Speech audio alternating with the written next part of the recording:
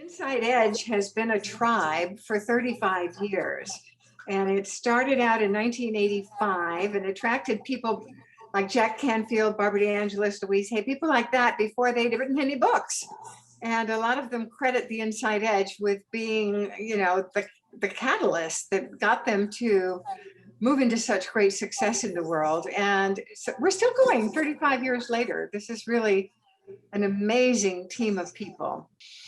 Okay, so now it's time to introduce my hero. This is Robin Mullin, who is the president of the Inside Edge, and she's going to lead us in an opening meditation. Good morning and welcome everybody, especially our first-time guests. It's really delightful to have you with us. We have a tradition at the Inside Edge, and that is before we open ourselves to hear our presentation for the day, to learn and grow and evolve together, we want to get the very most out of that experience. So what we do is we spend a few minutes, usually 3-4 minutes, to center ourselves and have a guided meditation or some form of really bringing ourselves fully present to the morning. And so I'd like to invite you to do that with us this morning. And today we're going to start by just aligning our bodies for physical bodies first to make sure we're sitting in a comfortable position and as straight as we can to help the energy flow easily. Our feet are probably on the ground, our shoulders are relaxed, and our hands just fall naturally where they will. And then let's take some nice deep cleansing breaths. I normally will close my eyes to help myself focus as I do that. So slow and calm, deep breaths in, and then releasing any tensions, worries, anxieties, rushing thoughts. Deep breath in again, releasing whatever isn't going to be helpful for you in this present moment. Another breath in. And bring your attention now to your heart center, to that center of your body where we have that fourth chakra in some traditions, a place where we just have the innate capacities for love, for inner harmony, for compassion and empathy. Just built right into our bodies is this ability to be calm and know inner peace. And of course, all outer peace starts from within. So with the next few breaths over the next minute or so in silence, listening to some music, take your breaths and just really hone in on that innate harmony and peace within yourself so that you're prepared to get the most out of hearing our speaker in a few minutes.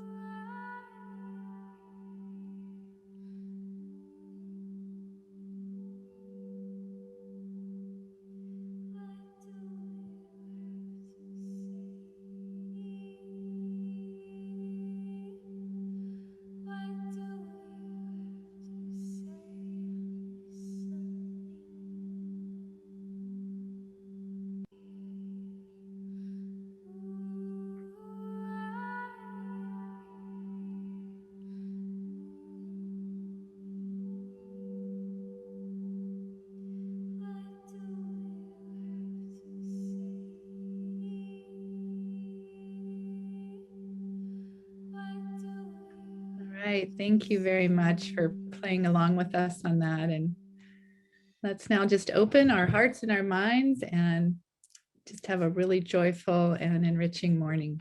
Thank you. Thank you, Robin. You can put in your reactions if you enjoyed that. I did. You can tell that I'm a lot more calm than I was before that. That was great. And now it's my super great honor to introduce my favorite co-host, Harry Mullin, who is very familiar with Sarah, and he's going to really take over now. Thank you very much. I'm also your only co-host, but that I appreciate the sentiment. Sarah Khan is a speaker, an advocate, a peace-monger, and she will be telling us what she means by peace-monger. It's a phrase that she coined. She's been recognized really across the globe. TEDx speeches at synagogues, churches, local television, radio. And even Forbes Magazine has recognized her, and Toastmasters itself, both as one of the top 30 public speakers in the world. This was in 2012. And just this month, as one of 5 women who are recognized as inspirational speakers in honor of the Women's Week celebration just this month. I met Sarah through Toastmasters and was fascinated by the way she speaks. She will be talking to us about the inner journey, which is very much what Inside Edge is all about, because without the inner journey, there really isn't any external journey. It's just us projecting ourselves out on the world. And I really, really appreciate her own capacity for empathy and the story that she brings. Please help me welcome, for the first time at the Inside Edge, Sarah Khan. Thank you so much, Harry, for the wonderful introduction. Good morning, good afternoon, good night. Whatever the time is there, everyone. It is such an incredible honor and a pleasure to be here amongst you all. So like Harry mentioned, although I don a lot of different hats, a speaker, a trainer, an advocate, the one that's closest to my heart is a peace-monger. So basically, as a peace-monger, what I do is I fiercely promote peace by building bridges of understanding between communities through empathy. Now, we could certainly use more peace-mongers today, isn't it? Right? Guys, it feels like we're living in an ideological combat zone, isn't it? Our differences are intensifying and polarization is tearing the seams of society. And this isn't just an American illness. This is a global pandemic. Now, one of my favorite social scientists once said, people are hard to hate close up, so move in. So as a peace-monger, whenever I give talks on the importance of fostering peace, I always include stories from my childhood. Now, even though I've been in the United States for almost 3 decades, believe it or not, you can't tell from my accent, but I still consider myself a Bombayite and a proud Indian, as India is my birth country. Now, guys, you should see the way people stare at me when I tell them that I was born in a Hindu country, raised as a Muslim in a conservative Islamic household, and since the age of 3, I studied under nuns in an all-girls Catholic convent. Yep, yeah, to them it seems like the perfect formula for spontaneous combustion. But in reality, it equipped me with the ability to not only empathize, but also to express tolerance and respect for those on the opposite ends of my ideological spectrum. Now, I remember when I was a little girl back home, every morning I would wake up at the crack of dawn. And then I'd lay my little prayer rug down and then I'd say, Allahu Akbar. And then I'd start praying. And then at school, we would all march our way to the church where the nuns and the priest would start the morning prayers with, in the name of the Father and of the Son and of the Holy Spirit. Amen. Now, my favorite part was after Mass, when they'd pass around that wafer dipped in holy water. Has anyone ever tried that? Yeah. So, Yeah. Right? You know that it has no taste, right? But, the mere joy that came from sharing it with all of my Catholic friends made its taste as sweet as paradise. Now, since my neighbors were all Hindus, my favorite trips with them would be to the temple. Now, I remember as a tiny girl, I would have to jump really high to ring those temple bells. Thankfully, as an adult, I don't have to jump anymore. Yeah, I'd use a step stool because I'm vertically challenged. Now, I know my Toastmaster friends are like, we know that. She's the size of Thumbelina. But after that, we'd all join our hands and then we'd bow our head in prayer. and then wait for the temple priest to distribute those mouth-watering Indian sweets. Now, I remember this one time we had a potluck, okay? And Annie, my Catholic friend, she brought pork chops. And I was like, swine? Referring to the chops, of course, not to Annie. Whereas Preeti, my Hindu friend, she looked at my beef kebabs and yelled, holy cow! You know, guys, even though we nourished ourselves with different foods and wisdom traditions, because we had moved in, we not only tolerated, but celebrated our differences. Now, my last memories of India were the Bombay riots that followed the Babri Mosque demolition. As a young girl, I was oblivious to how religions can be exploited, manipulated, and leveraged for political gain. You know, when you become, or when we become too attached to an ideology, whether it be political or religious, we leave no room for nuance. You're either with us or you're against us. That's the mentality. What we don't realize is that both sides' perspective is their only reality. So their truth is as self-evident to them as ours is to us. Now, what I'll always remember about the Bombay riots is that our Hindu neighbors risked their lives to protect us against the Hindu mobs that went door to door looking to kill Muslims. Now, because our neighbors had moved in and gotten to know us, they were able to empathize with our perspective and understand our vulnerable situation. And had we not moved in, we would have never trusted them with our lives, knowing that they belonged to the same religion as the marauders who wanted to kill us. Embracing our shared humanity by coming closer. That has been my only experience in India. And then in the early 90s, my family and I moved to America in pursuit of the American dream. I don't mean owning a 7-Eleven, okay? But you know, 9/11 changed everything for me. On September 11th, 2001, when America came under attack, fear gripped our country and doubts became justified. Now, people started questioning not only the nation's security and their personal safety, but also the loyalty of fellow Americans of Muslim faith. As the nation succumbed to Islamophobia, Muslims became victims of hate, of prejudice and violence. Have you ever been judged? Anyone? Or, yeah, have you ever been treated or criticized or treated differently based on how you look or based on how you sound or where you're from? Now imagine being bullied in public because of your physical appearance and their ignorance. Now, I've had random people yell profanities at me at malls and at grocery stores. I've had parents fearfully pull their kids away from mine at parks. I've been told, get out of my country, you camel jockey. And that's horrible, you know? Not only because it's hateful, but also because I'm from India, where we ride elephants, not camels.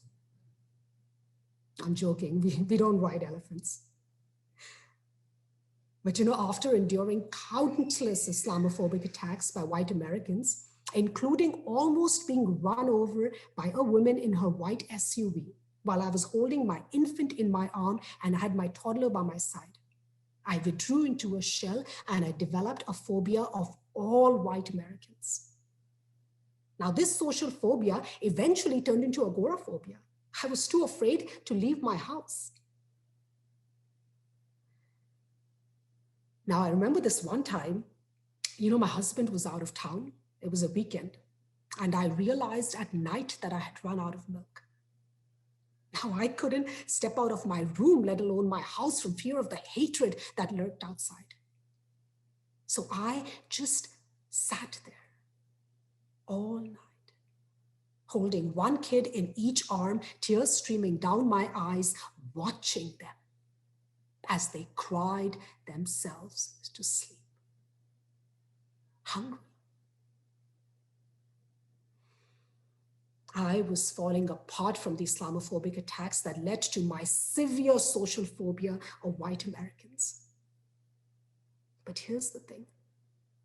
What I didn't realize is that just as they had generalized about all Muslims being terrorists, which led to Islamophobic attacks against us, I had started to generalize about all white Americans being Islamophobes.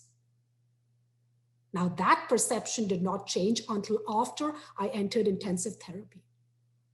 Now, during our group therapy sessions, I was surrounded by white Americans. Now, I remember every morning, all of the patients of various anxiety disorders, they would all sit in a circle in this large room, okay? To my right was Mr. OCD. To my left, Miss PTSD. And as for me, Miss Congeniality. I'm joking. I actually held two titles, Miss Social Anxiety Disorder and Miss Agoraphobia. Now, our very first exposure therapy exercise would be to introduce ourselves to the class. So, guys, the whole drill that starts with, hello, my name is, right? Have you guys ever had anxiety over the fear of having anxiety? Now, we have a lot of Toastmasters members here. I'm sure they'd agree, right? Guys, my anxiety was so intense that when my turn came to introduce myself, not only couldn't I remember what to say, I couldn't even remember my name. Now, the hot flush of embarrassment I felt every time that happened over the next few days could have easily been avoided with name tags. But slowly as I started to feel safe and opened up, as we shared our deepest fears, our adversities and vulnerabilities, we realized, just as musician Ronnie Dunn sings, we all say words we regret. We all cry tears. We all bleed red. That was completely off tune, but you get it, right? So, my therapist, Joanne, at that intensive anxiety program, she was blonde, blue-eyed, and very similar in stature to the lady in the parking lot who almost ran us over. And, whenever I shared my Islamophobic experiences with her, she would get teary-eyed and she'd always offer to hug me. So as I got closer to the people I feared and got to know them better, my walls fell down and we built bridges of understanding through empathy. Now, the day I joined Toastmasters organization, I was assigned a Jewish mentor named Holly. Now, I remember this one time, Holly said to me, Sarah, come over for bagels and lox. Now, having misheard and for in all along during my drive, I just kept wondering, why do Jews lock their bagels? Now, guys, even though Holly and I had formed a beautiful friendship, deep down, I'd always wonder, what does she really think of me? Not as a friend, not even as a mentee, but as a Muslim. And then one day, Holly said to me, Sarah, even though I'll never bear children, you have filled that void in my life. Now, we did have our differences. She'd weep for her loved ones in Israel, and I would for mine in Palestine. Yet our hearts were always intertwined like the messages of our holy scriptures. People are hard to hate close up. When we move in, we have the opportunity to hear stories that we would have otherwise never been able to hear. Stories about how innocent people get dragged into ideological wars and are left with nothing but broken windows, broken bones, and broken families. Now, when I joined stand-up comedy, I met Gordon, my very first atheist friend. Now, even though we seemed worlds apart, humor and hummus transcended our differences and bonded us. By the way, guys, the best way to move in is to break bread with strangers. They're bound to become your friends after that. You know, as they say, the closest way to the heart is through the stomach, and my husband would agree to that. So I remember this one time, Gordon posted a picture of us on Facebook with a caption, "My favorite Muslim." To which I replied, "Dude, I am the only Muslim you know." Peace in pluralism and unity in diversity. That's the beauty of humanity. Now today, in the news media or the politicians who dominate the airwaves, they use dehumanization to divide people and promote hate. Dehumanization demonizes those perceived as the enemy by using words and images to portray them as morally degenerate. Now, as a Muslim of Kashmiri descent, I'm well aware of their struggle for human dignity and self-determination. And yet, having had distant relatives in the Indian military, I've listened to heartfelt stories about sacrifice they made for their country. And as an Indian married to a Pakistani, I've heard similar stories of sacrifice from my husband's relatives who've served in the Pakistani military. So I've had the unique opportunity to hear stories from both sides. You know, empathy can be a radical force for transformation. So we must extend the boundaries of our moral universe by embracing our enemies. I've listened to the hurt and have been moved to tears by cries on both sides. And most importantly, I've come to realize that we all share the same hopes. We all share the same dreams, the same love of country, and the same willingness to sacrifice to protect our people. Now, did you guys know that when Mahatma Gandhi witnessed the conflict between Muslims and Hindus leading up to India's independence in 1947, did you know what he declared? "I'm a Muslim and a Hindu and a Christian and a Jew."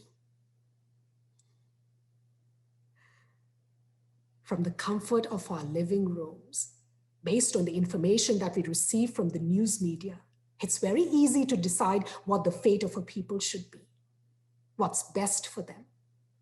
But how can we render judgment without listening to their stories?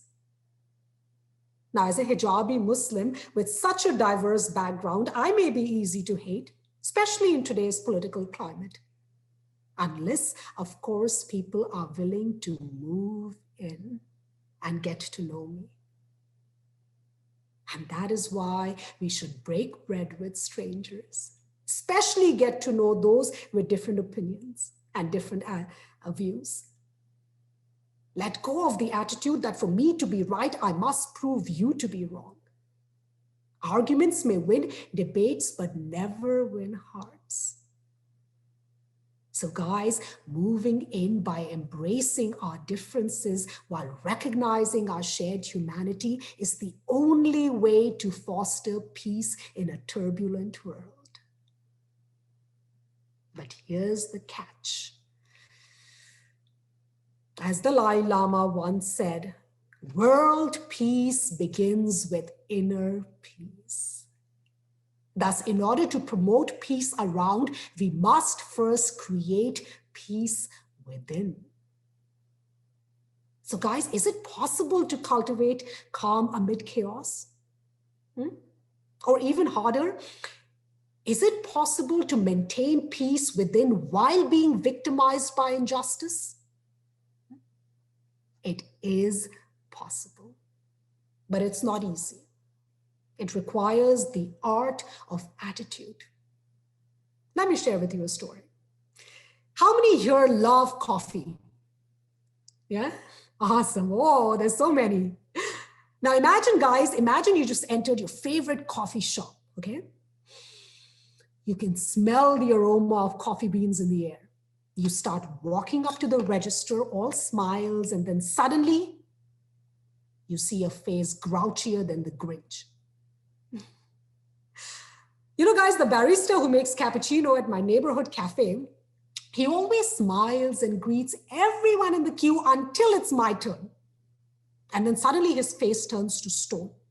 No smiles, just eyes glaring, like he's grinding my soul along with the coffee beans. Actually, you know who does he remind me of? The soup Nazi from Seinfeld. You guys remember? No soup for you. Yeah, that guy. You know, I'm sure it's the hijab I always used to think, as I've experienced that during post 9/11 Islamophobia. Now, earlier in such situations, I'd feel hurt, I'd feel angry, I'd feel offended. My knee-jerk reaction would have been to confront him. But all of that changed a few years ago. So what happened a few years ago? Well, I was in Chicago, my hometown, visiting my family as I do every summer. And it was one of those sweaty, sultry summer days in the Windy City. And I promised my boys and my nephew that I'd take them to the park where they could run around as much as they wanted. But first I needed to stop at a store. Now, I remember walking into the store looking like a mama goose with all 5 boys trailing behind me like a row of ducklings. Now, Ibrahim, my youngest nephew, he was wearing his superhero cape, you know, just in case he wanted to save all the women from overspending. You know, that happens. Now, as I pushed my cart along, suddenly I got this eerie feeling that I was being watched. Is there anyone who's ever felt like that? Okay. Now, for all those who didn't raise their hands, clearly you guys are the ones stalking. You know, I noticed an employee at a distance and she was staring straight at us. Now, Idris, my youngest son, he accidentally stepped on a plush toy that was lying on the floor. Within seconds, the employee rushed towards us yelling, "Don't step on that." I said, "I'm so sorry, it was an accident." "No, it wasn't," she insisted. And then she stormed away, hands clenched by her side. Now, seeing my face turn red from anxiety, my oldest son, Jibril, got scared. I confronted him and I said, "That's okay, I'm all right." But I wasn't okay. Feelings of guilt and shame swept over me. I felt horrible for not standing up for my son when she yelled at him. But you know, I didn't want my kids to see my inner conflict, so I just continued shopping. Right then, my nephew, Ibrahim, he started to untie his superhero cape, and then he dropped it on the floor, complaining, "My neck hurts." Now I look up and I see the same employee barreling towards us. She grabbed the cape furiously. I said, "It doesn't belong to the store, it belongs to the kid." Frustrated, she flung the cape back down and stomped away, grumbling under her breath. As I watched my kids stare at me with wide eyes, I thought to myself, that's it, I am not going to take this anymore. So I followed her and confronted her about her attitude. I said, "What is your problem?" She turned around and screeched, "Your kids are animals." I said, "How dare you talk about my kids like that?" She hollered even louder and the conflict escalated. Now, guys, my heart started pounding so hard from both anger and anxiety that I felt like it would break through my chest. I kept thinking, don't be weak. Don't let her intimidate you. The kids are watching. Now, fuming, she walked away and she disappeared into the employees' only room. I called over another clerk and I demanded that she summon the manager, insisting that I was not going to leave the store until that employee admitted her appalling behavior and apologized. Now, when the store manager didn't arrive, I asked for the complaint center number. And then I took my phone and then I put it on speaker so that the kids could hear the entire conversation, and then I explained the whole incident to the complaint manager. Now, the complaint manager apologized profusely. He assured me that disciplinary action would be taken, and then said that he would call me right back after he had spoken to that employee. So I thanked him for being proactive. And then I turned to the kids and I told them, see how I handled it? Don't ever be weak. Don't ever be scared. And don't ever let anyone walk all over you. Now, I felt like I was being a good role model for the kids. And then a week passed, and I had still not received a call from the complaint department. It made me wonder, did the manager do what he had promised? Now, the following week, I was back in LA with my kids and resumed my routine. And yet, every now and then when the store incident popped in my head, I would wonder, could I have done anything differently? And then one day during my weekly session with my teacher, which, by the way, for some of you already know, I'm an ardent student of spiritual philosophy because, as a Muslim, our faith encourages us to study all faiths. So I'm currently studying Advaita Vedanta, and I would encourage you all to consider studying Islam because, guys, that is the only way for us to understand and to appreciate each other's wisdom and traditions. And that is the only way for us to recognize our similarities and to embrace our differences.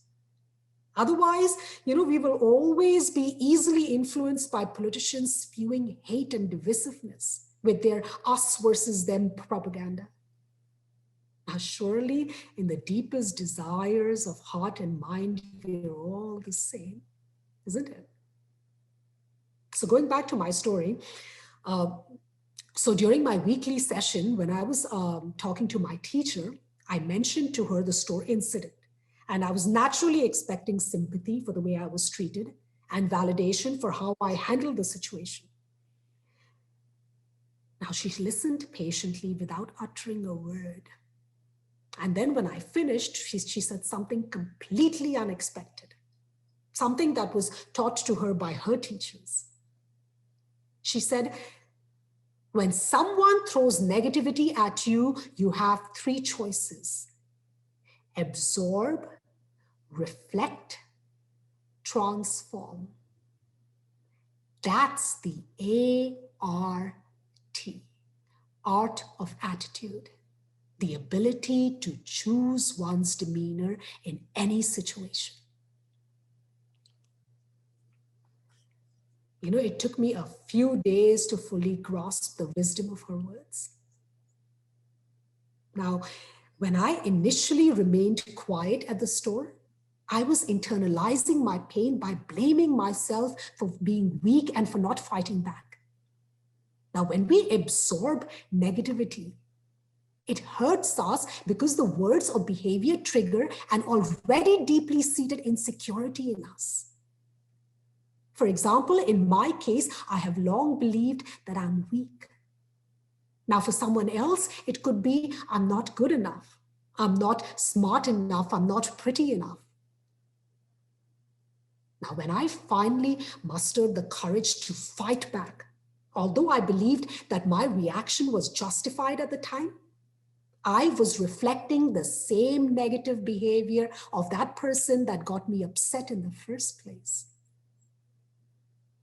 If someone wrongs us through their words or actions, it seems normal and natural to get angry, to get upset, to get frustrated, isn't it?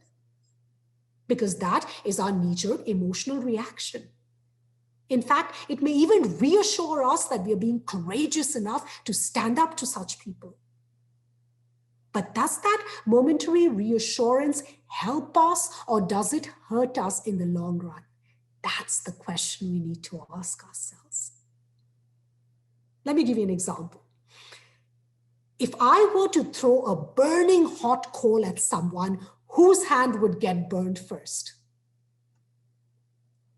Mine, isn't it? Similarly, in order to fight back, those negative, unpleasant reactions like anger, they have to be aroused in us first, which means we experience them first. They affect us before they reach their target.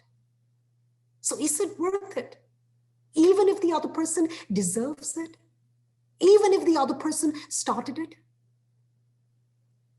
You know, philosopher Epictetus, he once said, any person capable of angering you becomes your master. He can anger you only when you permit yourself to be disturbed by him. Now, I thought I was being a good role model for the boys by being strong and fighting back. But what I showed them that I was so weak, that I had no control over my reaction because they fluctuate based on other people's behavior towards me. Now, if people are kind to us, we feel good, right? If they are mean to us, we get angry, we get hurt, we feel humiliated, and so on. When our temperament is nurtured or inflamed by our environment, we are held hostage. We become prisoners of others' emotional caprices. Now, today, we are strongly inclined to fight anger with anger, hate with hate, vitriol with vitriol, continually reflecting each other's behavior, perceiving that to be strength. In fact, responding in kind eliminates any chance of building peace. Plus, when we outsource all of our hurt to others by saying that we reacted negatively because of what they said or what they did, guess what? We empower them to dictate our emotions. Now, there's nothing inherently wrong with standing up for what's right. It is the way that we do it that distinguishes strength from weakness. For example, bad actions should have consequences. Yet, fighting back with fear, with intimidation, with punishment, it does not create any meaningful or lasting change in the other person's behavior. It only further perpetuates the situation, right? Let alone the negative feelings they already harbor towards us. Now, guys, if I had changed my attitude, if I had remained calm and composed, irrespective of the clerk's negative behavior, and if I had responded positively with kindness, patience, and respect, then maybe she would have realized that her actions were out of line. Maybe she would have stopped her aggression or at least taken it down a notch. After all, it takes two for a conflict to thrive. You know, just as water can penetrate the hardest of rock despite the softest property, persistent gentleness is needed to penetrate the hardest of hearts and transform them. But maintaining peace within by staying calm and being polite in the face of anger and vitriol is not easy. It requires strength. It requires us to declare our emotional independence from the words and actions of others. Now, like the barista at my favorite neighborhood cafe, who always glares and grumbles while taking my order, now, earlier, I would have absorbed or I would have reflected his negativity. But this is what I started doing. Whenever I felt an impulse to react, I'd leave.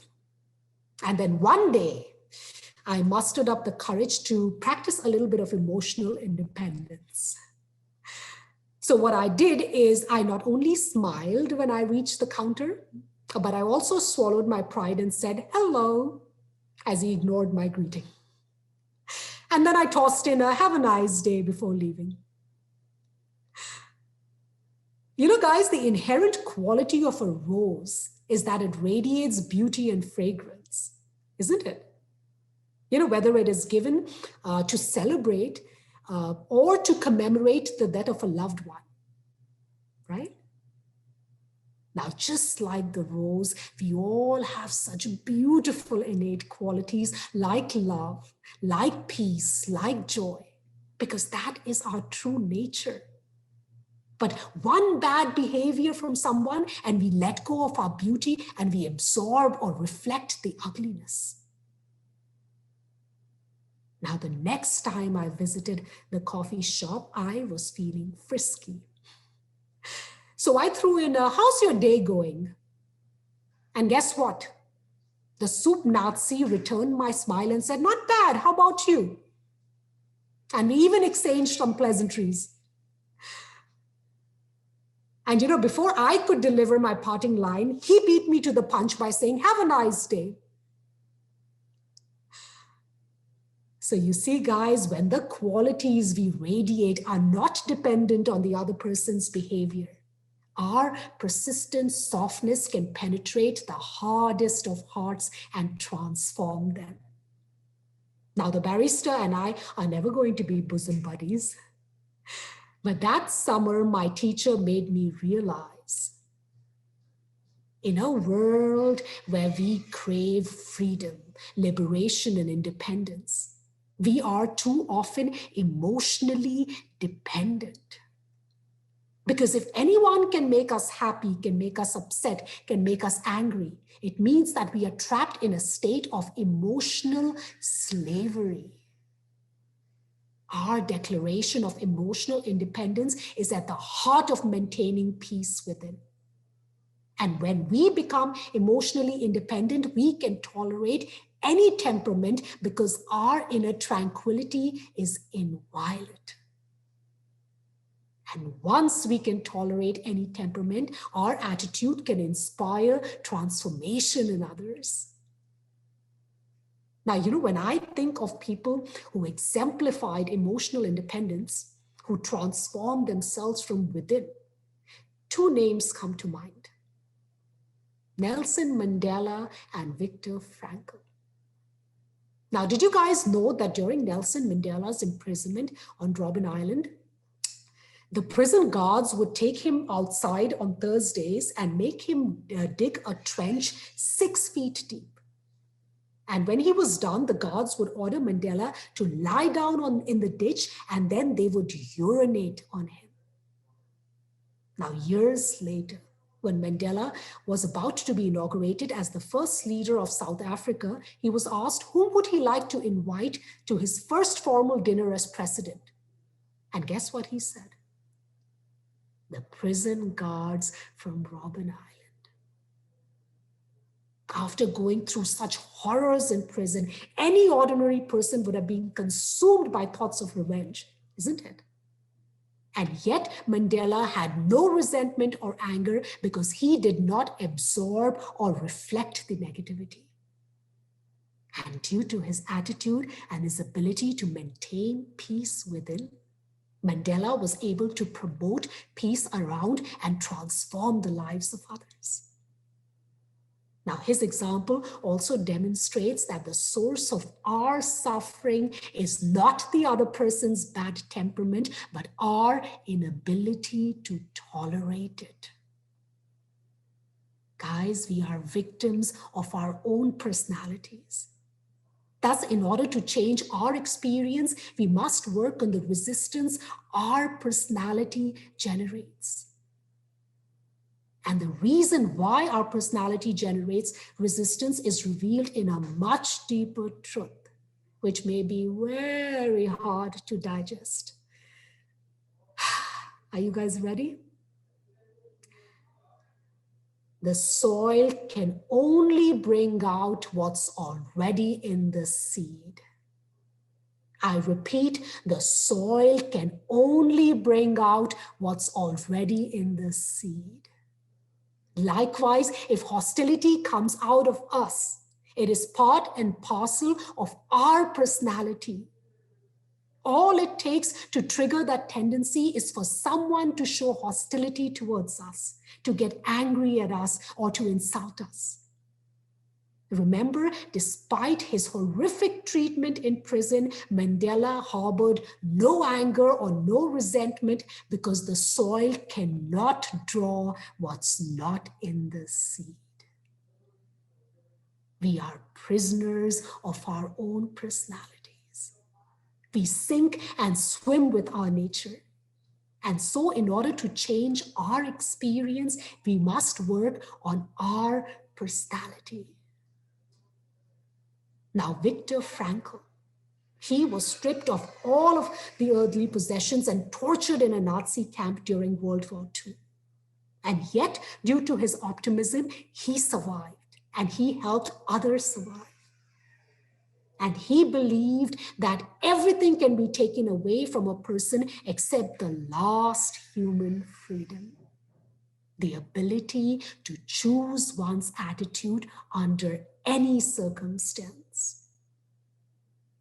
So you see, guys, while we may not be able to control the outer world, situations, people, their actions, we have full control of our inner world.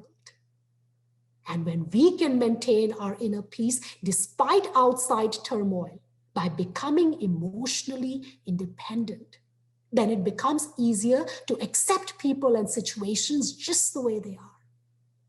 Now, don't get me wrong, acceptance does not mean that we agree with their actions. It only means that our inner peace is not dependent or disrupted by their wrongdoing. Now, this revolution in perception leads to profound liberation because it transfers power from the external world back to ourselves. You know, the parable of Buddha and the second arrow arrives at the same truth. And did you know that Buddha once asked a student, if a person is struck by an arrow, is it painful? The student replied, yes, it is. And then Buddha asked, if a person is struck by a second arrow, is it even more painful? The student said, yes, of course. And then Buddha explained, in life, you cannot always control the first arrow, but the second arrow is your reaction to the first. And with the second arrow comes the possibility of choice. So you see, guys, we are not helpless victims of the world, rather victims of the attitudes we bring to it. Remember, world peace begins with inner peace. So, in a world full of angry fists and raised voices, reflecting anger, hate, and vitriol, perceiving that to be strength, in a world full of broken hearts due to ideological warfare, spewing hate and divisiveness, I implore you to become torchbearers of peace. Peace within and without. And while moving in is the best way to spread peace around, the art of attitude is the only way to maintain peace within. Now, activist and author Shane Claiborne says, peacemaking is the act of interrupting injustice without mirroring it. The act of disarming evil without destroying the evildoer.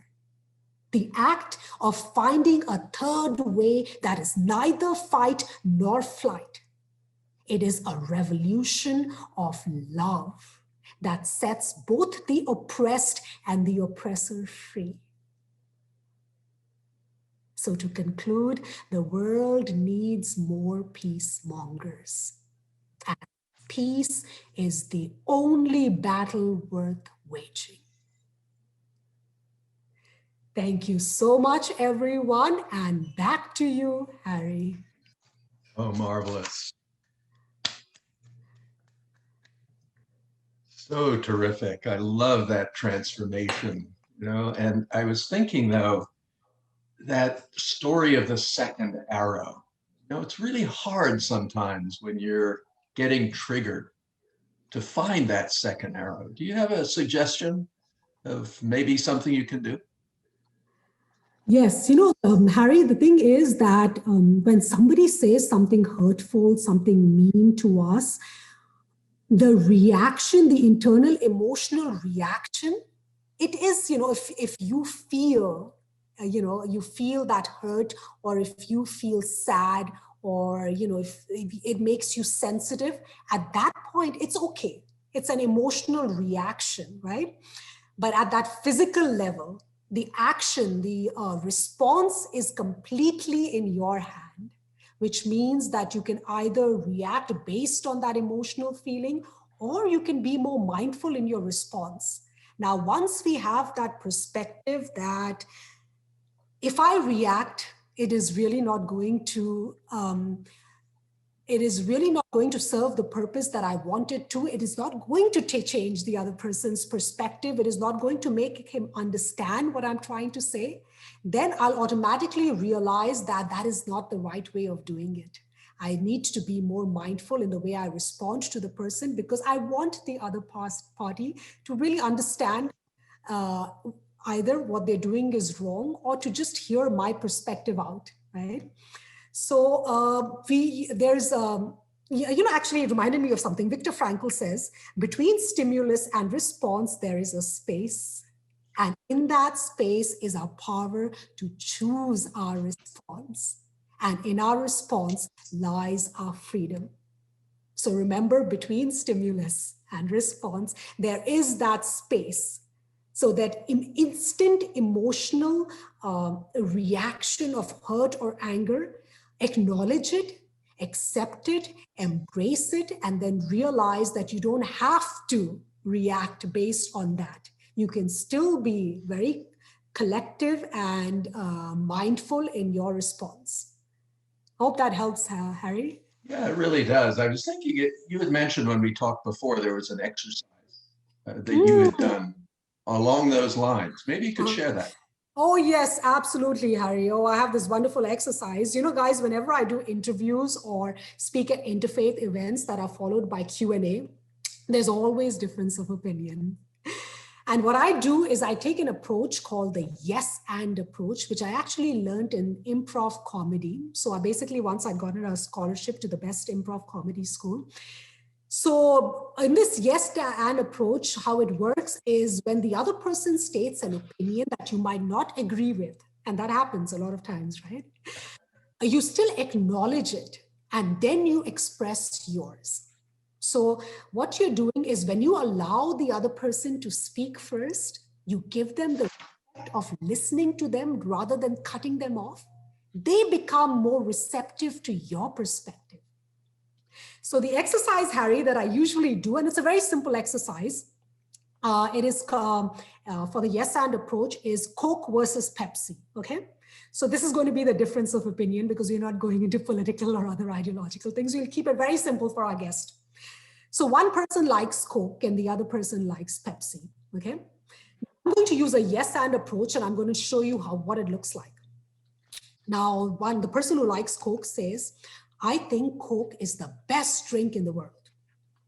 The other person says, yes, and I feel the same way about Pepsi.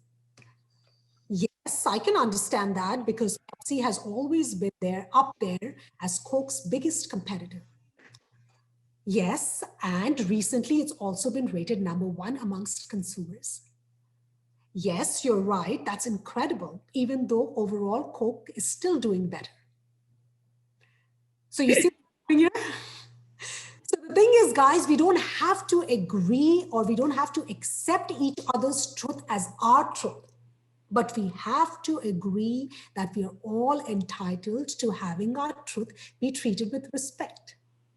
And also we have to let go of the attitude that for me to be right, I have to prove you to be wrong. Now, Harry, what we usually do is another improv exercise, and it's called the no but exercise. I'm just sure many people are familiar with that. And basically in the no but exercise, this is how it works, okay? So I'm going to demonstrate the no but. The lines are exactly the same, okay? Now, look at my body language and listen to my tone, my vocal variety when I'm doing no but, okay? I think Coke is the best drink in the world. No, Pepsi is the best. But Coke has been rated 1 by Consumer Report. But if you look at the recent polls, more people drink Coke than Pepsi. No, you're wrong. No, but you're an idiot. So you know what's happening, right? We are both meeting each other with facts, right? And it immediately escalates into a conflict. Basically, this is what the yes and the no but approach looks like. And you can use it in any context, whether it be in your personal, professional, or social life. Oh, that's wonderful. I like that. Let me turn this over back to Diana. I think we have some time for Q&A, but Diana, please take it away. We do. We have time for Q&A. Who has a question that they would like to ask Sarah? I saw Sahar's hand was up, and Sahar and I are actually in Toastmasters together. Okay, Saw good. each other before this. So, Sahar. Go ahead, Sahar. Thank you so much for inviting me. This was amazing. Sarah, thank you so much for the wonderful, amazing speech. You were talking, I'm saying, how did she do that for all this time? And I'm very new at Toastmasters, so it will take me like 5 minutes. I look at it as 5 hours, but for you, it was flowing amazing. And I am so proud of you. I'm so touched by your speech. I actually can relate to it. I am from Baghdad, Iraq. I fled the country because of war and a lot of sectarian violence. I belong to a different sect from the Shiites, so we were prosecuted. And I came here, and when I landed here, I said, it's over. I can start again. This is my new home. And it was a few years later, we were in war with the country that I fled, and September 11 hit. So I felt, I am in the situation that I'm from. I wasn't hit with a lot of discrimination. I found people to be very welcoming because I lived in England before, and I did, feel a lot of prejudice there, to the point where I quit school. At middle school, I had to quit. I just couldn't take it anymore. I was called different things. The first words that I learned in the English language were all profound words, which is all, it was very sad. But now I look back at my childhood, and whatever is, whatever I went through, it made me a stronger person. And I cherish everything that I see in this country, and I am so blessed. And I feel, there is no space for me to complain about anything, because I saw what's happening in different countries. And no matter what happens, I see the positivity. I see how people are accepting, and I truly feel blessed to be here. Your speech touched my heart. It brought back a lot of memories to me as a child. And I really want to thank you, Sarah. And I want to thank Harry, who invited me to this. Thank you so much. Thank you. God bless you. Thank you so much, Sahar, for sharing that and for sharing your experience. And Sahar, you probably know Khalil Gibran, right? The famous Sufi poet.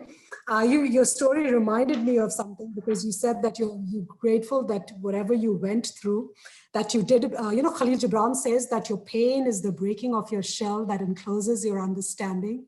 So every painful incident carries a lesson, and we continue to suffer until it has taught us exactly what we need to know, that we need to learn. And always, in my personal humble experience, always from our pain, we come from that state of being a victim first to becoming a warrior, to becoming a victim.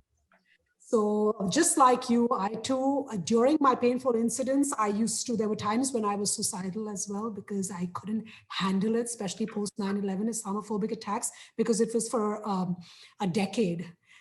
But now being at this place, being able to become a peacemonger and an advocate for empathy, I am so grateful to everything that I went through, because had it not been for those painful experiences, I would not even be here today, sharing my messages with such a wonderful group as the Inside Edge Foundation. So I can absolutely empathize with everything that you shared today. And thank you so much for being so courageous and vulnerable to be able to open up and share with all of us. Thank you. And we have another question from Cynthia. I think she's the next one with her hand up. Do you want to? There she is. Hi. Oh, Cynthia. Thank you so much, Sarah. Sarah, that was amazing. I love your approach to peace-mongering, and I just want to be part of the movement. I wonder, like the woman that just shared, her name was Sahar, her sharing was so beautiful and heartfelt. I wonder if we could do, as an American, there's not enough connection with Muslims. And I'm part of Leaders Worldwide, and we have a very diverse group. And we have a couple of people from Bahrain that are Muslim. And I never knew that the country of Bahrain existed. So this is really good that I'm getting to know them. And what I'm finding is the Muslim men in our club are so different than the picture that I've been painted of Muslim men. And so if Muslim men and women could share their heart in like short videos and like a clip going out so that people can get to know Muslims and get to know their hearts. Absolutely, Cynthia. That's a great point you made. There's a lot of us doing that kind of work out there, but maybe it hasn't been that mainstream and exposed yet. And you're absolutely right. We, not just us, not just you guys getting to know us, we want to get to know you as well. So that is something that is much needed. And there was something else I wanted to say. I completely forgot. It slipped my mind, but I'll say as soon as I remember, I'll let you know. But thank you so much. Sorry, 1 second, Diana. I just remembered something that you said, that the misconceptions about Muslims, because of the fact that we haven't met enough yet. There's a newscaster by the name Nicholas Kristof, and he says that the media only reports the planes that crash, not the planes that take off safely. Right. All we knew about planes was from the media. Assume every plane crashes. So similarly, regretfully, sometimes the only information that we get about Muslims or maybe some other minority is through the media. So we Muslims need to make an effort to come out and expose ourselves to people of other faith.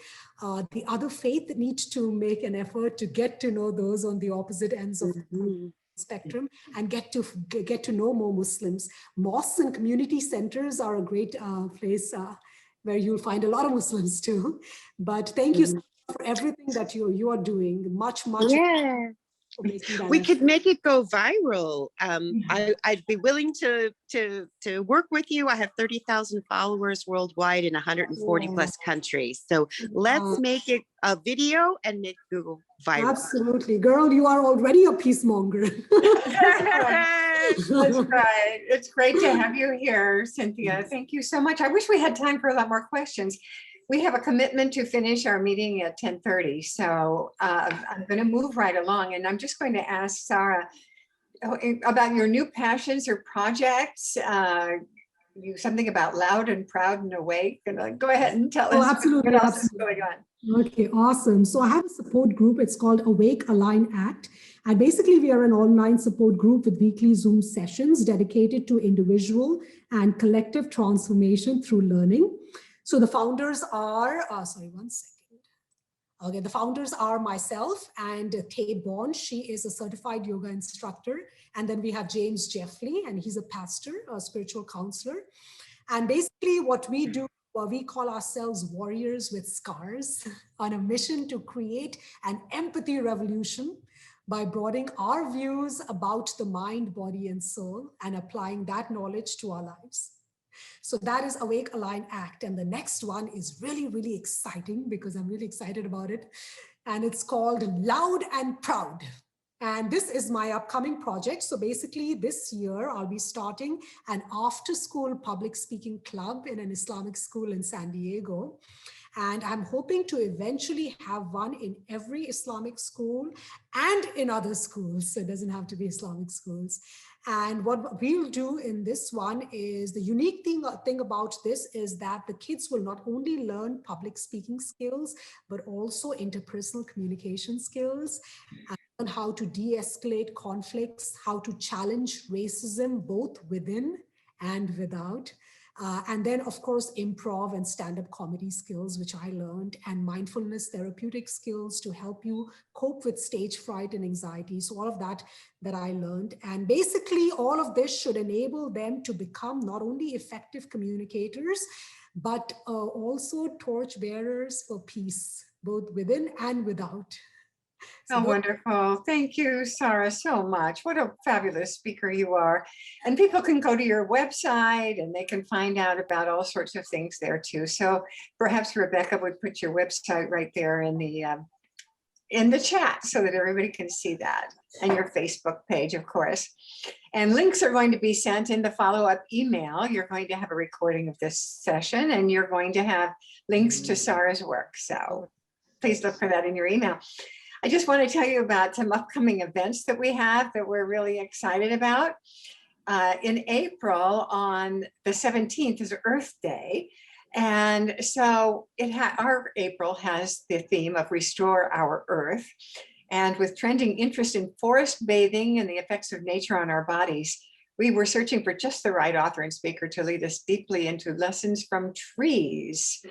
And we're having a very famous speaker. Jean Shinoda Bolen is the author of 13 books, and her book, Like a Tree, was recently completely revised, and it's very timely right now with all the attention going on about global warming and all of that. And she's going to be talking about how Buddha was enlightened under a Bodhi tree, and the trees have been very powerful symbols in different religions, especially the Druids, and there are sacred trees throughout the world. Family tree has a symbolic connection to the theme of immortality and all of that. So it's going to be all about trees, and it's going to be on April 22nd.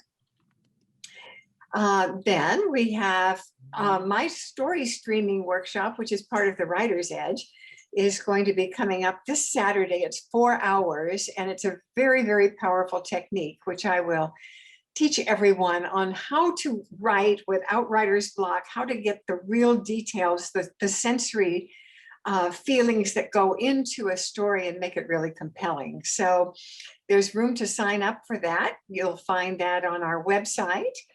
And also, let's see, we have, Robin has a few announcements. Oh, we have a workshop on the 13th of March, which is Act 3, which is for people who are excited about, in their elder years, creating a whole new persona, a whole new life, reinventing themselves. It's a fantastic theme. Okay, so now Robin, you're going to tell us about some announcements and the website and all of that. Thank you, Diana. Yes, we're excited. We can do something every week with Inside Edge if you're so inclined. We have speakers every second Wednesday of the month on our theme, kicking off our theme. And then we continue that the fourth Wednesday of every month. We have a community forum where we go deeper with that theme. So, for example, we got some good ideas today about some techniques to use to be better peacemongers.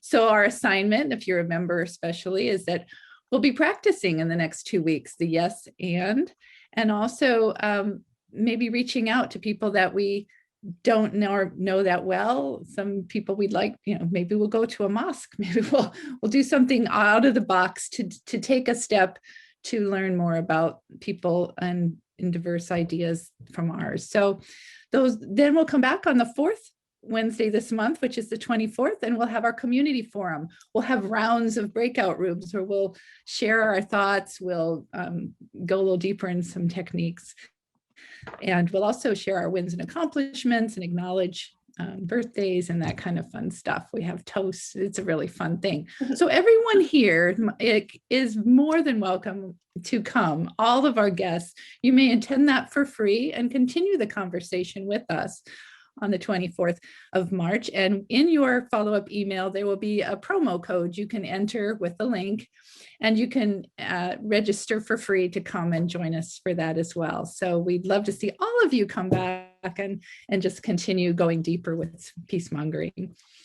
And we do have a wonderful, fairly new website. It's at insideedge.org. And that's, you can go there and you can read more about what we do and who we are. We've been doing this 35 years.